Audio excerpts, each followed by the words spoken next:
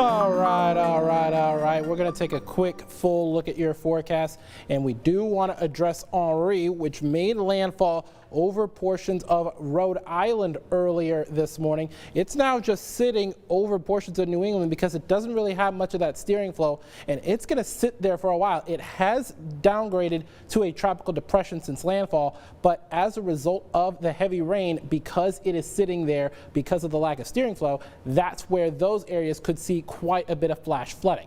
But here, no worries there because we do have high pressure situated over the Sabine River, and that's going to result in winds mainly coming out of the south and temperatures hovering around those low to mid 80s, and that includes here in Temple. This is a live look outside of our tower cam. This is in downtown Temple along 3rd Street on top of our studios, looking at mid 80s right now. Dew points out around 69, so it actually does feel a bit more comfortable than it has been over these past few nights when we've had those dew points in those 70s. Speaking of, we're going to have lows tonight getting to those low to mid 70s for your actual temperatures, but those winds are going to start to slow down. Look, they're going to come out of the south at around 5 to 10 miles an hour, and that's because that high pressure center is shifting closer to central Texas. And once it sits on top of central Texas, those wind speeds do start to decrease because we do have that pressure gradient that is pretty much limited. And as a result of that, those temperatures are going to rise on up to those upper 90s, and maybe some areas do hit that hundo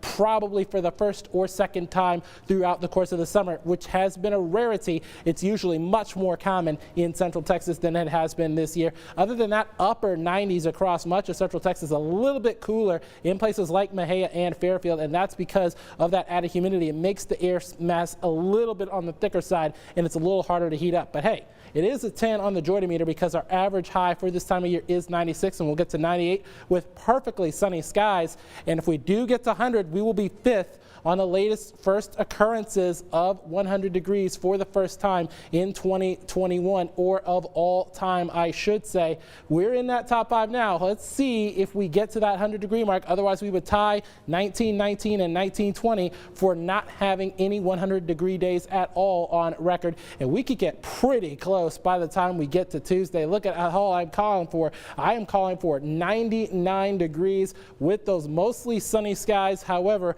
that high pressure system does shift on off to the northwest, and when that happens, we do have slight chances for some sea breeze showers, mainly in our southern and southeastern zones headed toward the Brazos Valley, with Friday being my best chance with a few of those scattered showers and thunderstorms, with highs only getting to those mid 90s then.